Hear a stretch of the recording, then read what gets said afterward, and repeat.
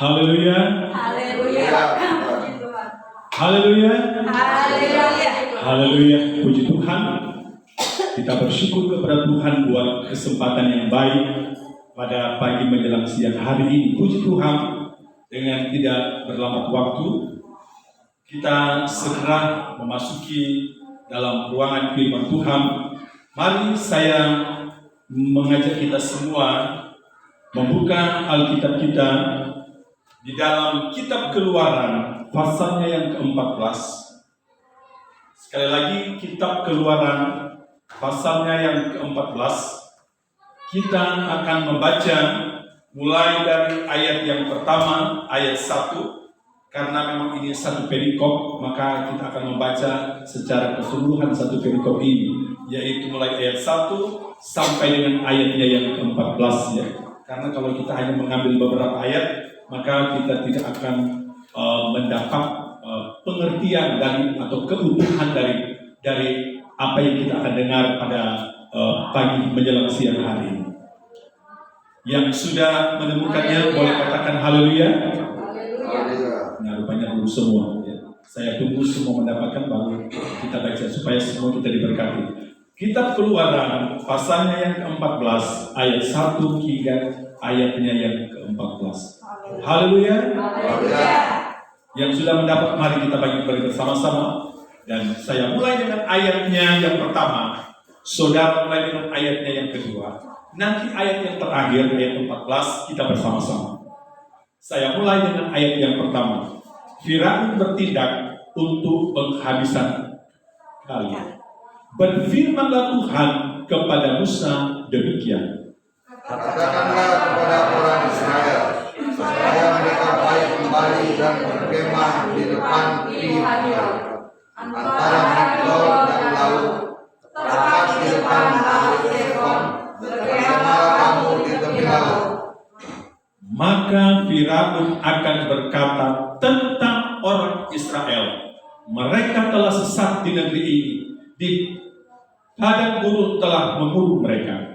Aku akan mengeraskan hati Firaun sehingga ia mengejar mereka, dan terhadap Firaun dan seluruh pasukannya aku akan menyatakan kemuliaanku, sehingga orang Mesir mengetahui bahwa akulah Tuhan.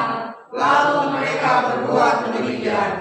Ketika diberitahukan kepada Raja Mesir bahwa bangsa itu telah lari, maka berubahlah hati Firaun dan pegawai-pegawainya terhadap bangsa itu. Dan berkatalah mereka, apakah yang telah kita perbuat ini, bahwa kita membiarkan orang Israel pergi dari perbudakan kita? Kemudian ia memasang mereka dan membawa rakyatnya sekali. Ia membawa 600 kereta yang terpilih, ya segala kereta Mesir, masing-masing lengkap dengan perwiranya.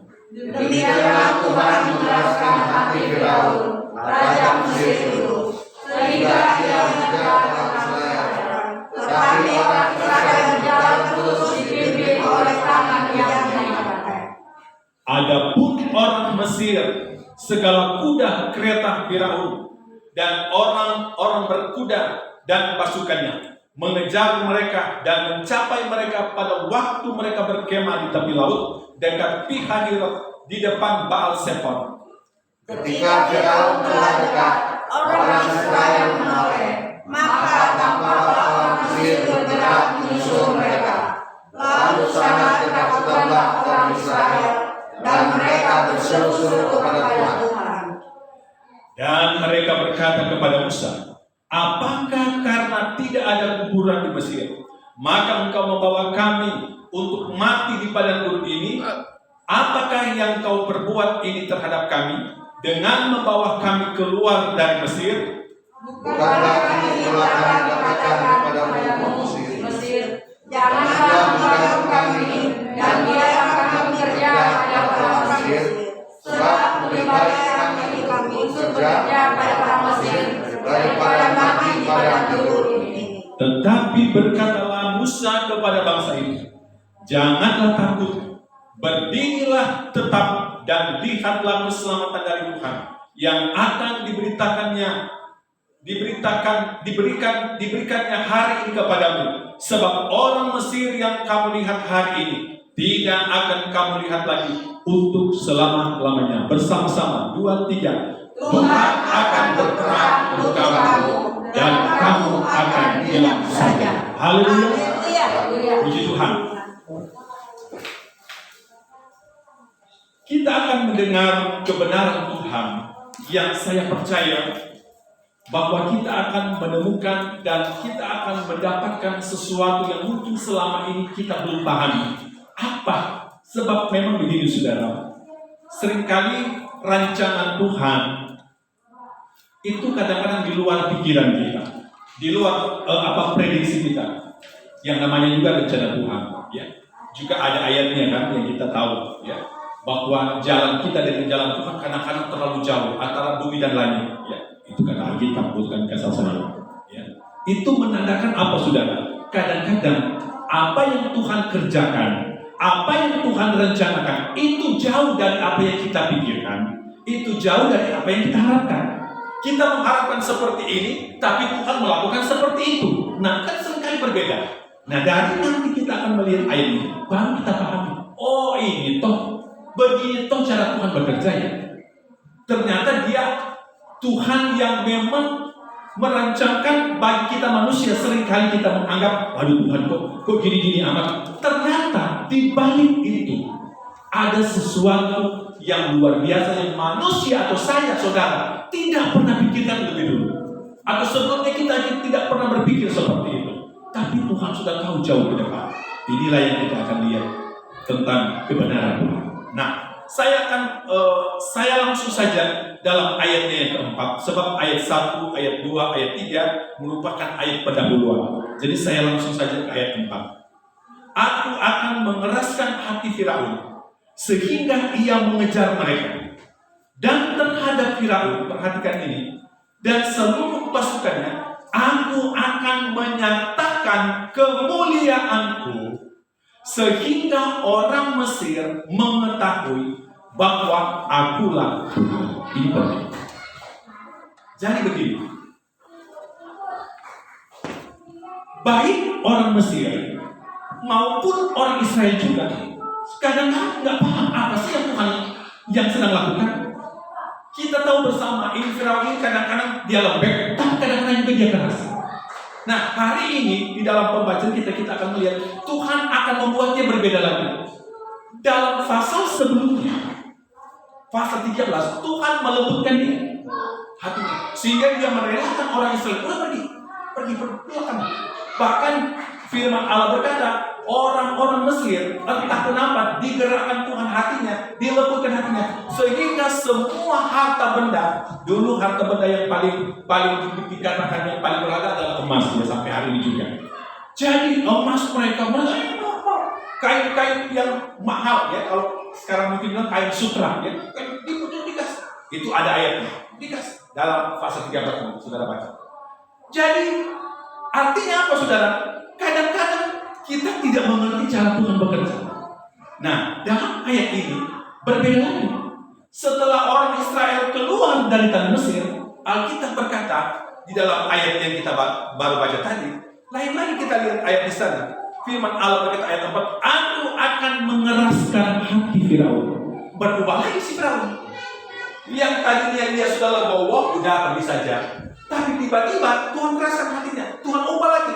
Wah, sudah kecolongan kita ini. Kira-kira begitu bahasannya. Sudah kecolongan. Wah, kenapa kita diamkan ya? Wah, kita mesti kerjain. Nah, dalam kejadian ini, Alkitab sudah mengatakan yang ayat yang sudah kita baca, bahwa begini, aku akan menyatakan kemuliaan sehingga orang Mesir mengetahui bahwa akulah Tuhan. Jadi begini, seringkali Tuhan memperkenalkan siapa Tuhan itu kepada dunia, tapi kadang-kadang ada peristiwa dulu yang Tuhan izinkan. Saya selalu berkata kepada jemaat Tuhan di tempat ini, saya selalu berkata begini, apapun yang terjadi di luar sana, jangan pernah kita menghadapi, jangan pernah kita mencerna atau kita menyikapi itu dengan akal dan pikiran kita, sebab tidak akan pernah nyampe dengan cara berpikir kita. Keadaan-keadaan, fenomena-fenomena, apakah itu fenomena ekonomi, fenomena politik yang terjadi, bukan hanya di negara-negara luar, tapi yang juga terjadi di negara kita. Bahkan fenomena-fenomena lain. Bagi kita orang percaya, kalau kita memang betul-betul yakin dengan Tuhan yang kita sembah, kita harus yakin bahwa dalam kondisi apapun, justru di situ Tuhan akan tunjukkan, Tuhan akan buktikan bahwa Dia, kata Alkitab, adalah Tuhan. Ada banyak hal yang, atau banyak cerita, banyak kesaksian, banyak peristiwa yang kita pernah saksikan. Ya, saya kasih contoh. Ya, itu ada namanya di Mesir sana, namanya Gunung Katam, Bukit Katam. Pada waktu itu, dalam berbagai sumber yang menceritakan peristiwa Gunung Katam, yang sekarang di sana itu sudah ada suatu tempat ibadah yang unik, ya, di Mesir itu nggak ada di negara-negara lain, negara maju seperti apapun nggak pernah ada tempat ibadah yang dibentuk oleh secara alami itu terjadi. Itu tempat ibadah di Mesir yang namanya itu gereja sampah. Sebetulnya bukan di gerejanya yang ada sampah. Rupanya lokasi masuk di gereja itu adalah tempat orang, kalau kita bilang di Indonesia, yang pungut-pungut barang-barang bekas. Dan itu memang faktanya gitu. Ya. Yang memang sampai hari ini saya belum ke sana. Tapi dengan berbagai informasi dan juga ada video-video yang memang sudah ditunjukkan. Sekarang kan sudah canggih, jadi walaupun kita belum ke sana, tapi kita bisa buka, kita tahu apa yang ada di sana. Jadi kawasan masuk di gereja yang namanya gereja sampah itu, saya juga waktu awalnya kenapa gereja sampah ya? Rupanya kawasan itu memang tempat kumpul orang, ngumpul sampah barang bekas. Jadi begini sejarahnya. Pada waktu itu ada seorang kaisar, pemerintah yang pernah memerintah di Mesir begitu kejam, sehingga orang-orang Kristen, orang-orang yang percaya kepada Tuhan mendapat perlakuan, mendapat penganiayaan yang luar biasa.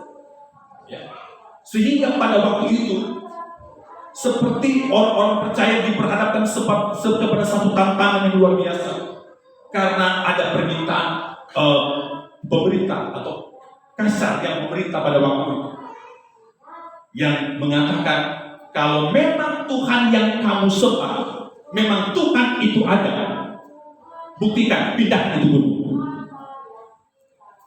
Jadi saudara, ini merupakan tantangan yang secara manusia, itu saya mau katakan di bicara manusia, sampai kiamat itu pun tidak akan terjadi kalau kita pakai pikiran manusia.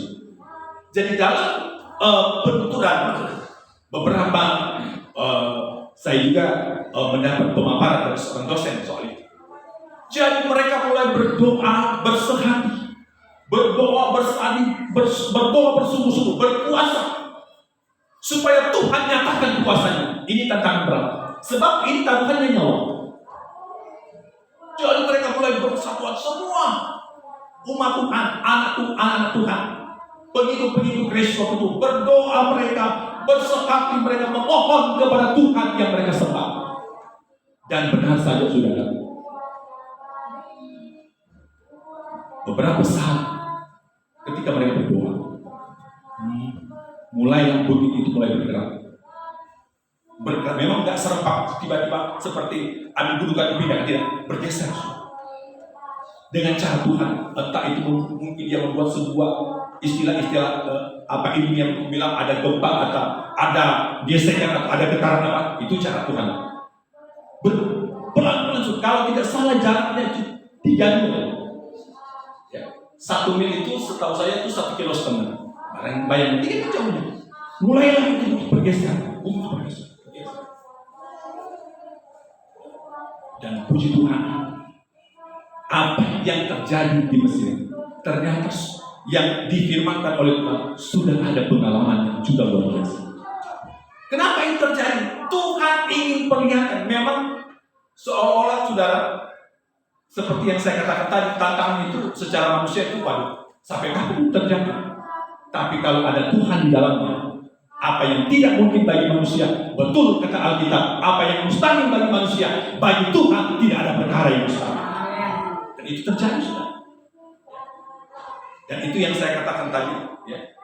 Saya lupa karena saya nggak kepikiran, saya lupa di setel ini supaya saudara bisa lihat, tapi mungkin nanti satu waktu minggu depan saya tayangkan gereja yang saya maksudnya ada di Mesir. Itu saudara, gereja itu seperti apa tribun, dan itu berbentuk secara alami. Makanya sedang nggak ada gereja di muka bumi. Kalau tuh ada cuma dibikin, itu saja terbentuk secara alami, paling tinggal poles-poles saja, dirapi-rapi. Makanya orang kalau yang turun ke sana pasti mereka mampir di situ yang namanya gereja sampah itu. Karena juga itu adalah gereja sejarah. Nah, balik lagi di ayat yang kita akan baca. Ya.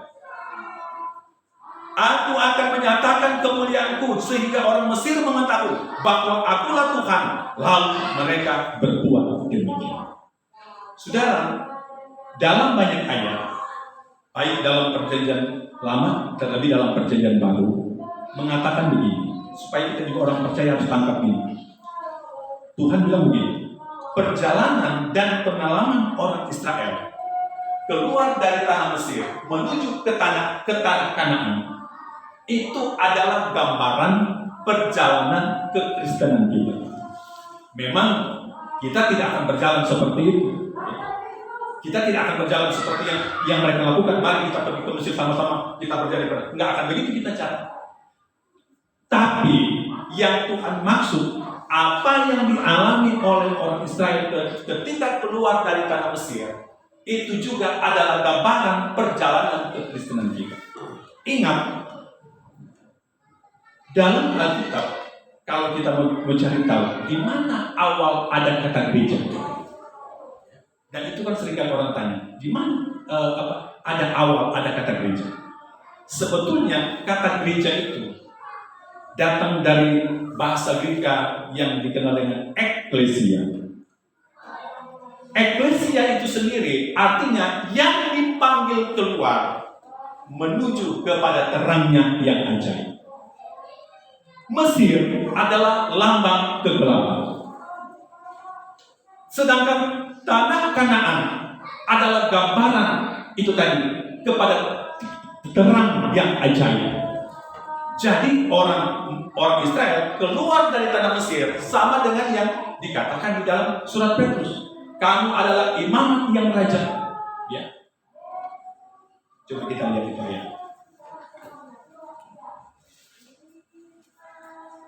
Kita lihat firman Tuhan dalam surat Petrus.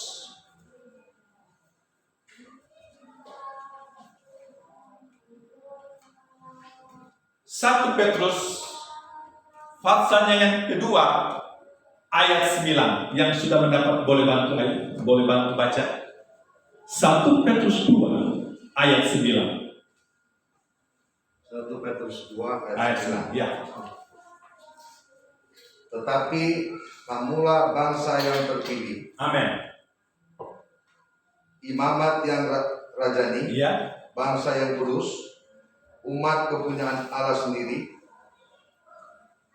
supaya kamu memberitakan perbuatan-perbuatan yang besar dari Dia yang telah memanggil kamu keluar dari kegelapan kepada terangnya yang Ya, betul. Jadi ini ayat dalam surat Petrus ini adalah gambar perjalanan gereja. Makanya saudara, sebenarnya pemahaman yang benar yang dimaksud gereja itu bukan gereja A, gereja B, bukan itu. Tapi yang dimaksud sebenarnya gereja yang sesungguhnya, gereja yang A itu adalah saya dan saudara. Tubuh kita ini, kehidupan kita ini adalah gereja Tuhan. Saudara juga adalah gereja Tuhan. Cuma karena kita ada di dunia dan kita tahu perkembangan gereja bahwa ada yang namanya organisasi gereja. Tapi kalau bicara sebenarnya yang benar secara alkitabiah, bahwa yang dimaksud dengan gereja itu adalah saya dan saudara. Makanya saya mau katakan juga, tidak ada gereja, bahkan tidak ada satu denominasi dimanapun di bumi ini yang mengklaim bahwa hanya gereja dia yang berkenan kepada Tuhan. Karena gereja itu adalah saya dan saudara. Inilah gereja. Inilah gereja yang tidak bisa dirusak dari apa? Karena ini gereja Tuhan. Nah, jadi makanya kan di dalam 1 Korintus di situ dikatakan tubuhmu adalah apa? Bait Allah, tempat kediaman Allah. Karena ini adalah bait Allah, gerejanya Tuhan. Nah, balik lagi ke bagian tadi, bahwa ketika orang Israel keluar dari tanah Mesir, itu sama dengan kita. Tadi kita dari tempat kegelapan, kita mau keluar dari kegelapan untuk apa? Menuju kepada terang yang ajaib. Karena tujuan kita semua yaitu kerajaan surga, yang juga disebut Alkitab Wahyu Yerusalem yang baru. Kita tidak lagi pergi ke Yerusalem yang ada di tanah Israel sana, di kawasan Timur Tengah, tapi kita memiliki dan tujuan kita adalah Yerusalem yang baru. Itu tujuan kita. Karena itulah gambaran terang yang ajaib yang dimaksud. Nah, saya akan percepat sedikit supaya kita selesai, sebab panjang sekali kalau mau diuraikan terlalu lama. Saya hanya mengambil kira-kira ayat-ayat yang penting untuk kita harus ketahui. Dari ayat itu, tadi ayatnya yang keempat, langsung kita ke ayat 8 sekarang. Ya. Karena ayat-ayat yang lain hanya sebagai pengantar kepada ayat yang kita akan bahas. Jadi masuk lagi kita ke ayat 8. Demikianlah Tuhan mengeraskan hati Firaun raja Mesir itu, sehingga ia mengejar orang Israel. Nah, perhatikan. Perhatikan, orang Israel berjalan terus dipimpin oleh apa, saudara? Dipimpin oleh tangan yang dinaikkan. Penting ini, saudara. Firaun sudah dikeraskan hatinya, sehingga meluap-luap kemarahannya, meluap-luap emosinya. Wah, kita harus kejar orang Israel. Semua kereta-kereta berkuda dipasang semua, ayo kita kejar. Semua kekuatan pasukan dikerahkan semua untuk kejar. Tapi saya mau katakan begini, saudara. Seberat apapun masalah, tantangan, ujian, kalau semuanya itu seizin Tuhan, semua dalam kendali Tuhan. Amin. Memang kadang-kadang kalau kita hadapi, katakanlah kita ada di posisi wali Tuhan. Tapi saya mau katakan, inilah perbedaan antara orang yang ada di dalam Tuhan dan orang yang di luar Tuhan. Orang yang di luar Tuhan menghadapi masalah, pergumulan, kesulitan dan lain sebagainya, itu di luar kendali Tuhan. Karena Tuhan tidak akan melihat akan hal itu. Artinya Tuhan tidak akan fokus melihat hal itu. Karena seperti ayat ini, orang Israel dipimpin oleh tangan yang dinaikkan. Artinya apa, saudara? Pengertian gambaran ini, bahwa meskipun orang Israel pada waktu itu terlalu berat tekanan, persoalan yang sedang mereka hadapi sebab mereka sedang dikejar, tapi selama ada tangan yang dinaikkan, saya mau katakan ada jaminan. Selama tangan yang dinaikkan itu ada bersama dengan orang Israel, selama tangan yang dinaikkan itu ada bersama orang-orang percaya, kita harus yakin bahwa kemenangan, pertolongan Tuhan ada di pihak kita. Harus seperti itu, saudara. Bersikap iman harus begitu, kita harus yakin. Jangan-jangan saudara ketika apa iya ya, jangan ragu dengan pertolongan Tuhan. Saya mau kasih ayat soal tangan Tuhan ini, bahwa tangan Tuhan nggak bisa kita ragukan. Saya cuma khawatir nanti ada yang bilang, waduh nanti kalau lepas gimana? Memang Tuhan bisa pegang-pegang terus kita ya? Memang nggak akan lepas. Kalau lepas itu repot kita. Saudara terkam singa masih bisa lepas, tapi kalau saudara dipegang Tuhan tidak akan lepas. Amin. Bukan saya ngomong, makanya kita mesti buka Alkitab. Kitab Wahyu. Ini kita baca bersama-sama supaya semua diberkati. Amin. Wahyu pasalnya yang ketiga. Kita akan baca ini agak keras ya, sebab cuma satu ayat. Wahyu pasalnya yang ketiga ayat 7. Wahyu pasal 3 ayat 7. Yang sudah mendapat boleh katakan haleluya. Haleluya. Belum semua. Jadi kita harus dapat dulu semua. Wahyu 3 ayatnya yang ke-7. Ya, kayaknya sudah. Haleluya. Haleluya. Sudah mantap ini. Ya, mari kita baca bersama-sama. Ayat 7 mulai. 2, 3. Dan tuliskanlah kepada malaikat jemaat di Filadelfia. Inilah firman dari Yang Kudus, yang benar, yang memegang kunci Daud. Apabila ia membuka apa? Tidak ada yang dapat menutup. Apabila apa? Ia menutup apa? Tidak ada yang dapat menutup. Amin. Ini Tuhan yang ngomong. Kalau Tuhan yang buka, nggak ada satu yang bisa buka, tutup. Tapi kalau juga Tuhan tutup, nggak ada yang bisa buka. Itu yang saya bilang. Kalau Tuhan udah pegang tangan yang dinaikkan, sudah pegang tangan saudara, nggak ada yang bisa orang-orang di depan saya. Sama dengan kita sebagai orang-orang yang percaya. Kalau Tuhan angkat kita, saya mau katakan saudara, 1000 orang mencoba menurunkan saudara. Kalau tangan Tuhan yang naikkan saudara, nggak ada yang bisa turunkan saudara. Kira-kira begitu. Karena tangan Tuhan. Makanya kita harus yakin dengan tangan Tuhan. Nggak ada yang bisa turunkan saudara. Mau di ini saudara, mau di ini, mau kan seringkali ini saya cuma dengar ya. Saya tidak pernah melakukan pekerjaan di pekerjaan sekuler, tapi saya banyak dengar cerita. Waduh, ini carmuklah, cara perhatian sama dia mau ini saya mau katakan sebagai kita orang-orang percaya, ada yang mau menjatuhkan, ada yang menjelekkan engkau. Saya mau katakan kalau engkau dinaikkan oleh tangan yang kuat, tangan yang dinaikkan, yang Tuhan yang menaikkan engkau, nggak ada yang dapat turunkan engkau. Mungkin ada sedikit goyang-goyang, tapi nggak akan sudah. Karena Tuhan yang ini sudah yang naikkan. Tetapi saudara, kalau yang menaikkan karena engkau baru kembali dari gunung kami atau gunung mana juga, saya mau katakan enggak perlu 1000 orang yang turunkan, 1 orang hanya yang turunkan bisa turun saudara. Tapi kalau tangan Tuhan yang naikkan saudara, saudara harus yakin saudara tidak akan bisa ada yang turunkan. Nah, balik lagi kita ke kitab Keluaran.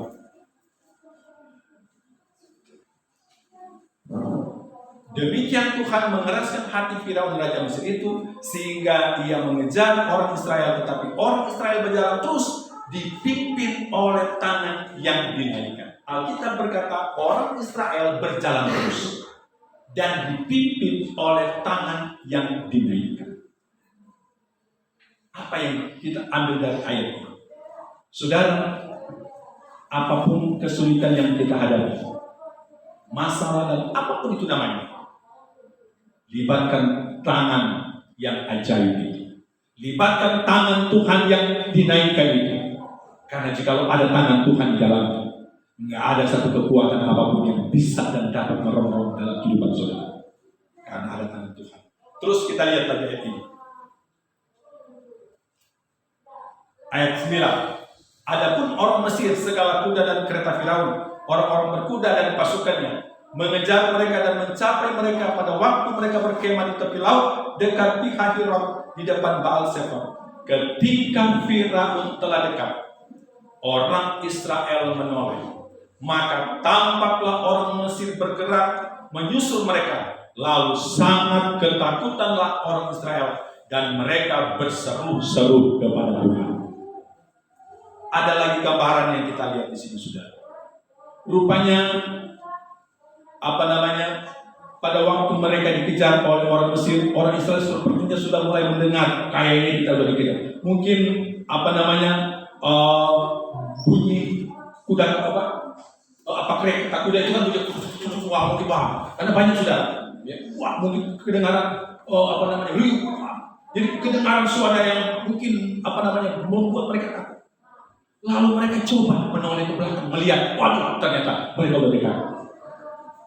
Nah saudara, ini gambaran bagi kita. Kalau kita pastikan kita dipimpin oleh tangan yang dinaikkan, jangan pernah terpengaruh dengan suara-suara apapun yang ada di belakang. Jangan pernah menoleh bagaikan istrinya Lot. Tetapi seperti Alkitab juga berkata, biarlah engkau arahkan pandanganmu ke depan, Memang secara manusia, makanya saya harus katakan juga, secara manusia, saya percaya juga orang Israel pada waktu ada ketakutan pada waktu mereka mendengar. Tetapi Tuhan sudah katakan dalam firman Tuhan bahwa mereka dipimpin oleh tangan yang dinaikkan. Dengan kata mereka dipimpin oleh tangan Tuhan, bukan tangan manusia yang pimpin mereka. Dan dalam ayat dalam pasal sebelumnya, pasal 13 menceritakan pada waktu siang hari dipimpin oleh tiang awan, pada malam hari dipimpin oleh tiang api. Itu kata firman Tuhan. Artinya apa, saudara? Nggak ada satu peluang, tidak ada peluang apapun, tidak ada celah apapun. Sebab baik siang maupun malam hari, orang Israel disertai oleh Tuhan. Saya dan saudara juga harus yakin dan kita pastikan bahwa setiap saat kita pun disertai oleh Tuhan. Amin. Kita disertai oleh Tuhan dimanapun kita berada. Kita harus yakin bahwa kita disertai. Karena kalau kita yakin kita disertai oleh Tuhan, apapun yang ada di belakang yang coba-coba begini dan begitu, tidak, kita dipimpin oleh Tuhan. Dan Alkitab berkata orang Israel sangat ketat. Lalu sangat ketakutanlah orang Israel dan mereka berseru-seru kepada Tuhan. Saudara-saudara, saya tidak tahu apa yang membuat kita, saudara, hari-hari ini mungkin ada perasaan takut, ada perasaan khawatir, ada perasaan cemas. Kalau toh misalkan itu ada, kalau toh ambil sikap seperti yang dilakukan oleh orang Israel. Datanglah kepada Tuhan, berserulah dan katakanlah, Tuhan kuatkan saya. Berserulah dan katakanlah, Tuhan mampukan saya. Karena saya mau katakan, hanya Tuhan yang mampu, hanya Tuhan yang sanggup menolong kita dalam situasi sulit apapun. Kita tidak tahu lagi ke depan apa yang kita hadapi, masalah-masalah baru, apalah yang fenomena-fenomena apalagi yang nanti akan melanda dunia. Kita tidak tahu. Saya tidak akan mengatakan lagi yang melanda negara kita, tidak. Tapi saya mau katakan yang melanda dunia. Sebab peristiwa-peristiwa yang terjadi belakangan ini sudah tidak lagi secara lokal, tetapi sudah semua. Jadi saya bilang melanda dunia. Kita tidak tahu lagi sudah. Tapi yang saya mau katakan pada saat ini, kalau kita pastikan bahwa ada tangan Tuhan yang sertai kita. Daud dalam kitab Mazmur pasal 23 dia berkata, meskipun aku berjalan dalam lembah-lembah kegelapan. Terjemahan lama, meskipun aku berjalan dalam bayang-bayang maut, aku tidak takut bahaya, sebab gada dan tongkat Tuhan itulah yang menyertai. Itu juga bicara dari tangan Tuhan. Tongkat itu bicara dari kuasa, tentu juga tidak terlepas dari tangan Tuhan. Gada itu adalah alat pemukul untuk memukul segala musuh-musuh. Itu juga tidak terlepas dari tangan Tuhan. Jadi sama saja pengertiannya sebenarnya. Gadamu atau tangan Tuhanlah yang menolong. Daud tidak tahu. Makanya kenapa kalau kita lihat dalam sejarah bangsa Israel, kenapa Daud ini mendapat tempat yang khusus bagi orang Israel, bahkan selalu dikenang ya daripada raja-raja yang lain. Karena dari semua raja yang saya tahu dan saya pelajari, yang banyak menghadapi peperangan, banyak mengalahkan musuh-musuh, itu ada dalam pemerintahan Daud. Dan saya juga boleh katakan pada masa kejayaan, puncak-puncak kejayaan orang Israel, itu pada masa pemerintahan Daud, bukan pada Saul, bukan pada waktu Salomo. Itu ada dalam masa pemerintahan Daud. Kenapa? Alkitab banyak mengatakan Daud itu sebelum melakukan sesuatu, apakah itu berperang, apakah itu menghadapi musuh dan lain sebagainya, Alkitab menjelaskan Daud dia bertanya dulu, Tuhan saya mau maju kan? Tuhan saya mau lawan kan ini? Dia bertanya dulu. Artinya apa ya? Saya juga bisa ambil kesimpulan daripada ayat yang kita baca. Artinya Daud pastikan dulu tangan Tuhan sertai dia kan? Sebab selalu yang saya baca begini, kalau Tuhan katakan begini, maju. Apapun keadaan di depan, kalau Tuhan bilang maju, majulah Daud. Asal Tuhan bilang.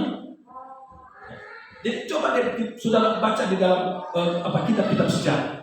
Kita Alkitab dalam kitab-kitab sejarah. Wah, selalu diceritakan. Daud selalu mohon, minta selalu perkenan Tuhan. Kalau Tuhan bilang maju, wah dia. Walaupun ada teman-teman tentara-tentara orang semua, Daud nanti begini. Nah, kalau Tuhan yang ngomong. Karena Daud tahu kalau Tuhan yang sertai, udah. Bahasa orang Ambon bilang, saya lawan. Kalau memang Tuhan yang sertai. Tidak ada yang lawan juga. Karena memang juga ada ayatnya, saudara. Ada ayatnya. Saudara mau tahu ayatnya? Kita lihat Roma. Apa kata Roma? Kalau Tuhan ada dengan kita. Apa kata Alkitab dalam kitab Roma? Kita buka dalam Roma pasalnya yang ke-8. Roma pasalnya yang ke-8. Apa kata Alkitab kalau Tuhan ada beserta kita? Ayat Roma 8 ayat 31.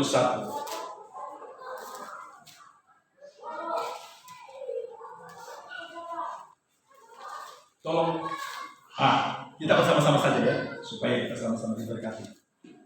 Haleluya. Haleluya. Ya, belum semua lagi. Roma 8 ayat 31. Haleluya. Haleluya. Ya, sama-sama ya. 2, 3. Sebab itu, apakah yang akan kita katakan tentang semuanya itu? Jika Allah di pihak kita, siapakah yang akan melawan kita? Haleluya. Kalau Allah ada di pihak kita, kalau tangan Tuhan yang dinaikkan ada bersama dengan kita, siapa yang dapat melawan kita? Jangan-jangan kata segera lawan itu jangan-jangan dikutip dari Yesus. Siapa yang lawan? Nggak ada yang bisa lawan. Asal kita pastikan seperti Daud. Pastikan bahwa tangan Tuhan ada beserta kita. Haleluya. Kita akan lanjut terus dalam kitab Keluaran supaya bisa selesai. Saya agak sedikit cepat supaya bisa selesai. Tadi sudah sampai di ayat 10 tadi ya. Nah. Terus ayat 11, ayat 12 kita baca lagi bersama-sama ini ya. Kitab Keluaran 14, sekarang masuk ayat 11 dan ayat 12. 2, 3. Dan mereka katakan kepada Musa, apakah karena tidak ada kuburan pasir, maka engkau membawa kami untuk mati kepada guru ini? Apakah yang kau perbuat terhadap kami dengan membawa kami keluar dari tanah Mesir? Bukankah ini telah kami katakan kepadamu di Mesir? Janganlah mengganggu kami dan biarlah kami bekerja kepada orang Mesir, sebab lebih baik bagi kami untuk bekerja pada orang Mesir daripada mati di padang gurun. Nah, ini sudah. Musa sebagai seorang pemimpin yang dipercayakan Tuhan itu selalu menghadapi tantangannya itu bukan dari luar, itu dari dalam. Kalau bicara tantangan semua sepakat. Profesi apapun semua sepakat. Tantangan di dalam lebih berat daripada tantangan di luar. Semua sepakat itu. Sama misalnya di apa negara kita. Memang saya tidak katakan saya harus katakan menghadapi Belanda itu bukan hal juga yang mudah, berat juga sudah. Tapi masih tantangan di dalam lebih berat daripada tantangan dari luar. Dalam semua hal begitu. Di perusahaan menghadapi perusahaan yang lain, bersaing dan sebagainya. Tantangan di dalam jauh lebih berat. Apabila ada orang di dalam yang membuat masalah itu lebih berat itu sudah. Nah ini sama. Musa menghadapi tantangan sekarang ini bukan lagi tantangan orang Mesir. Tantangan yang dihadapi oleh Musa sebagai seorang pemimpin adalah dari orang yang dia pimpin itu sendiri. Tantangan Musa adalah menghadapi orang Israel. Saudara-saudara yang dikasihi Tuhan, orang Israel ini memang juga agak unik. Orang Israel, kalau mereka baru melihat mujizat, mereka gimana? Meluap, semangat. Tapi kalau sudah mulai masuk angin lagi, nah ini kan ayat 11-12 ini ceritanya itu sudah masuk angin lagi. Jadi sudah mulai lupa lagi. Sudah mulai lupa lagi waktu mereka dikejar, terus Tuhan luputkan, udah lupa. Lalu mereka mulai ngomel, Musa kalau tahu begini, mending kami mati. Ibaratnya mending kami mati di Mesir aja. Kayak nggak ada kuburan aja di Mesir. Sehingga engkau bawa kami mati di padang gurun. Saudara, sebab ini menyinggung padang gurun. Padang gurun memang adalah satu situasi yang tidak enak. Saya harus katakan, tidak enak. Padang gurun menggambarkan satu keadaan yang tidak baik secara manusia. Tidak baik. Saya pun harus akui itu, saudara. Jangan saudara pikir kalau saya hadapi cobaan itu, terus saudara pikir saya di situ ketawa-ketawa. Tidak, saudara. Namanya pergumulan, masalah, apapun itu tidak enak untuk tubuh. Tidak enak. Nah, jadi kemanusiaan orang Israel muncul. Waduh, kalau tahu begini, ya, kalau bahasa orang senang-senang, sayang diri. Waduh, kalau begini, waduh. Sudah mulai ngomel, sudah mulai itu tadi, sudah mulai menyayangi diri sendiri. Waduh, kalau tahu begini, waduh, begini. Saudara, memang padang gurun keadaan yang tidak baik, tapi padang gurun inilah yang membuat kita dewasa. Amin. Orang Israel bayangkan, sudah lewat padang gurun aja masih keras kepala, apalagi nggak lewat padang gurun. Saya bisa bayangkan mereka, kehidupan mereka yang ada sekarang kalau seperti apa. Mereka sudah melewat padang gurun saja, masih kata Alkitab kok, masih keras kepala, tegak tengkuk kata Alkitab. Apalagi nggak lewat padang gurun, seperti apa mas mereka? Jadi sebenarnya juga Tuhan mengizinkan padang gurun ini untuk membuat kita menjadi orang yang rendah hati di hadapan Tuhan. Gak ada yang kita banggakan, gak ada yang kita megah-megahkan. Kenapa?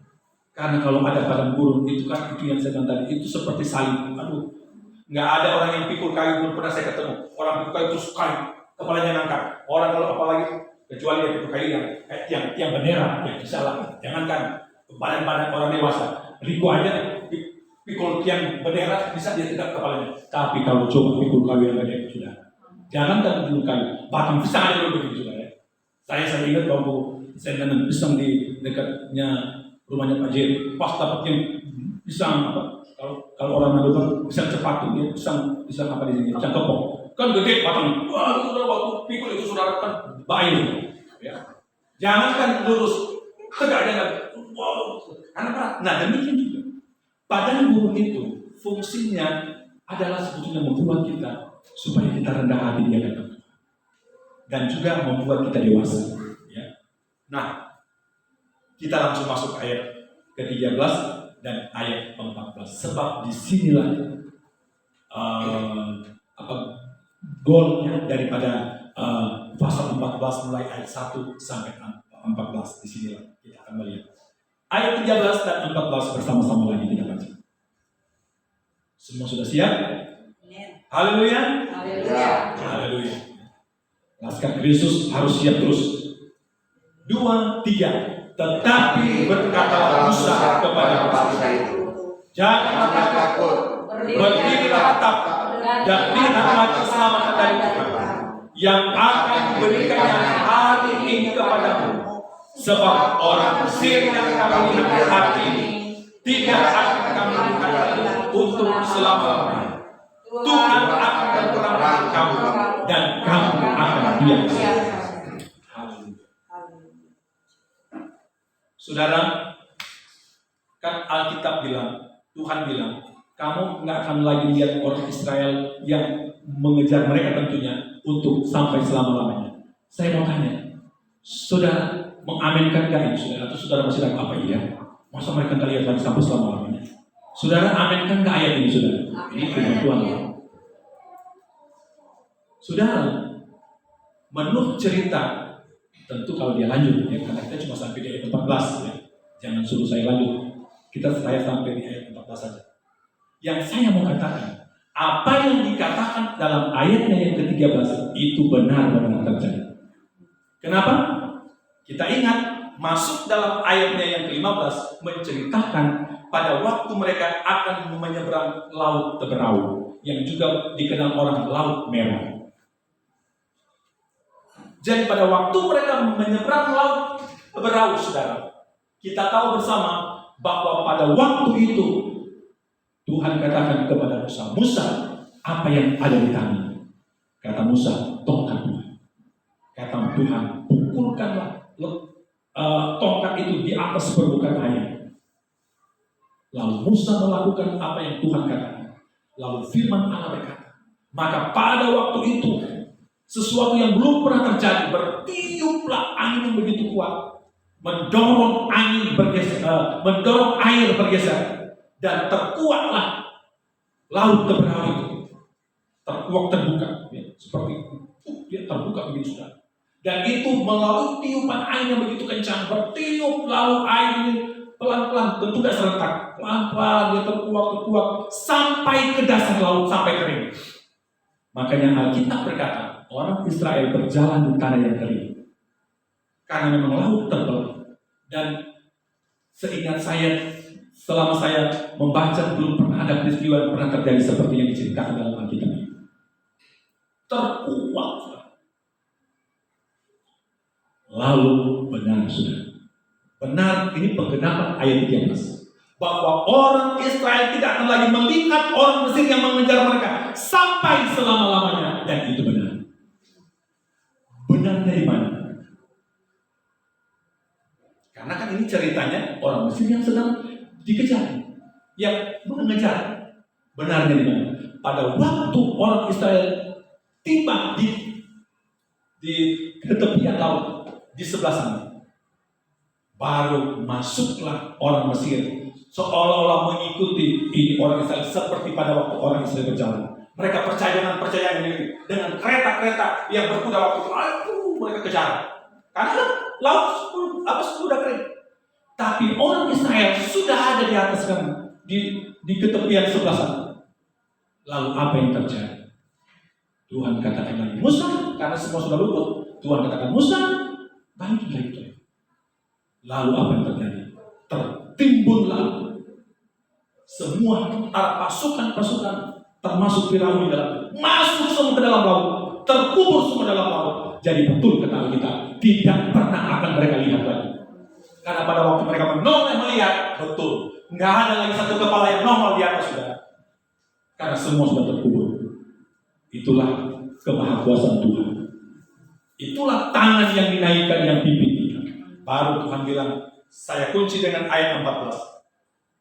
Tuhan akan berperang untuk kamu dan kamu akan diam saja. Saudara, begini ini ayat, supaya kita juga harus pahami ini ayat secara lengkap. Kenapa Tuhan bilang kamu diam saja? Jangan kita menganggap ayat ini terjadi dalam semua situasi. Oh tidak. Ada keadaan tertentu kalau Tuhan suruh diam, sudah diam. Nanti Tuhan yang berperkara, nanti Tuhan yang turun tangan, begitu. Kalau dalam terjemahan lain, nanti Tuhan yang turun tangan, kamu diam. Jadi ada waktu di mana Tuhan mengatakan kepada kita, udah nggak usah, kamu sudah cukup, nanti saya yang berperang. Saya banyak mengalami ayat ini sudah. Banyak mengalami pembelaan Tuhan seperti ayat ini. Dan saya juga mau supaya jemaat Tuhan di tempat ini mau mengalami hal ini. Memang harus bayar harga, saudara. Karena mengalami ayat 14 ini, itu kadang-kadang kita diawali dulu dengan ulus-ulus dada. Baru kita alami ayat 14. Apa maksudnya, saudara? Kalau kita mau mengalami ayat 14 bilang, Tuhan akan berperang untuk kamu dan kamu akan diam saja. Itu ada harga yang harus saudara bayar. Nggak mudah, saudara. Apa itu saudara harganya? Saya kasih contoh kecil. Saya kasih contoh kecil. Ada seorang, misalkan dia tidak melakukan kejahatan, dia tidak melakukan, pokoknya tidak melakukan namanya kejahatan.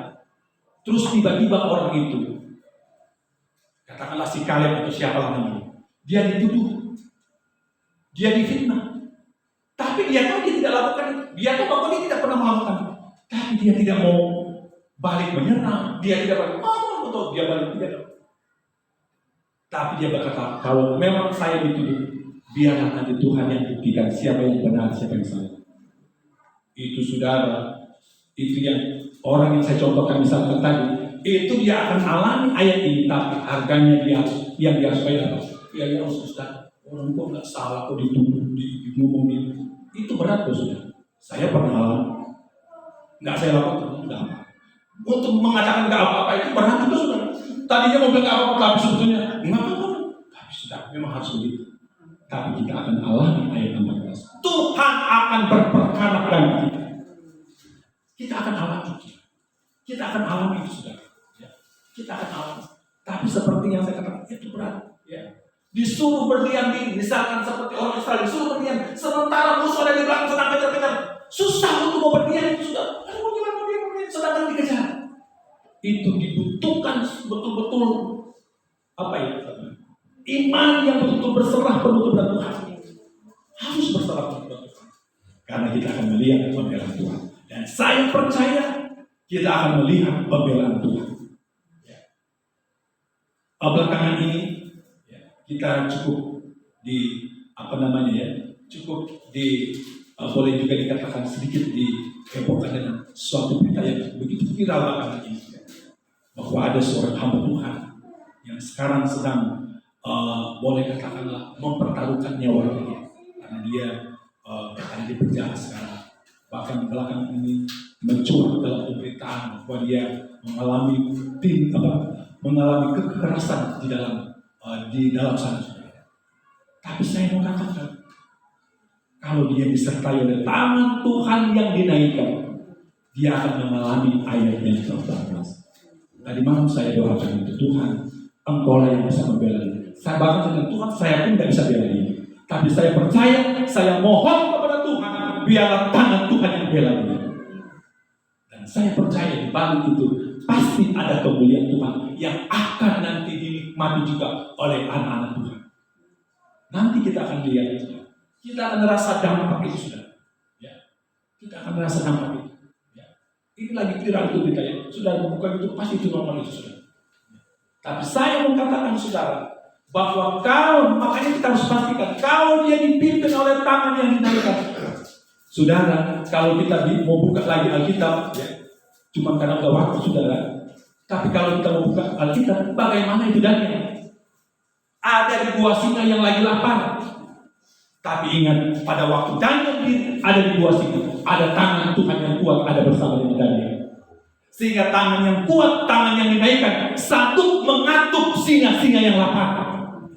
Itu kan kalau bukan Tuhan yang tutup mulutnya singa, gimana? Udah, paling yang tertinggal sama dia tinggal rambut kali yang tertinggal. Tapi karena dia disertai oleh tangan Tuhan. Apa bedanya Sadrak, Mesak, Abednego kalau dipimpin saudara secara logika itu di dapur api. Dan kalau kita mau buka lagi cerita itu saudara, orang yang disuruh oleh raja melemparkan si Sadrak, Mesak, Abednego kata Alkitab karena api dipanaskan 7 kali. Cuma dari ibaratnya nggak di dapur punya api di pinggir. Cuma mereka pun ikut terbakar saking panasnya itu api. Nah saya bayangkan logika manusia. Jangankan saudara, orang yang dilemparkan ke dalam, yang cuma di pinggir itu aja yang melemparkan mati terbakar. Bagaimana kalau sudah di dalam? Tapi saya juga mau katakan saudara, walaupun di tengah-tengah kobaran api, kalau ada tangan Tuhan yang dinaikkan, ada pembelaan Tuhan. Itu yang saya harus pastikan kepada kita semua. Mari, biarlah tangan Tuhan yang dinaikkan itu menjadi pengalaman kita. Kita terus minta Tuhan sertai kita. Bapak-bapak, ibu-ibu yang ada saat ini, katakan Tuhan sertailah anak-anak kami dengan tangan yang dinaikkan. Dimanapun mereka berada, mereka boleh mengalami tangan Tuhan. Keluarga kita, adik kakak, atau mungkin juga orang tua kita yang masih ada, katakan Tuhan sertailah orang tua kami dengan tangan Tuhan yang dinaikkan.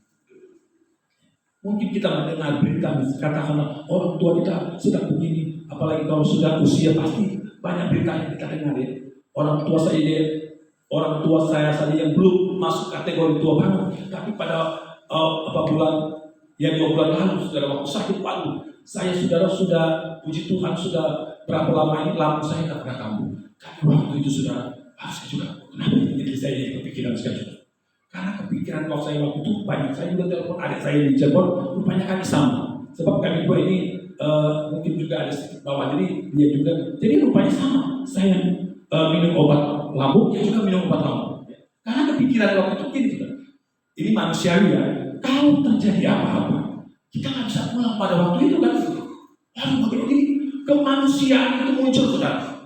Jadi orang lama itu, rupanya itu bekerja luar biasa. Jadi akhirnya jadi terganggu saya waktu itu. Ada beberapa hari saya konsumsi obat saudara. Tapi saudara, kembali lagi kepada ayat ini. Bahwa ada tangan Tuhan yang dinaikkan.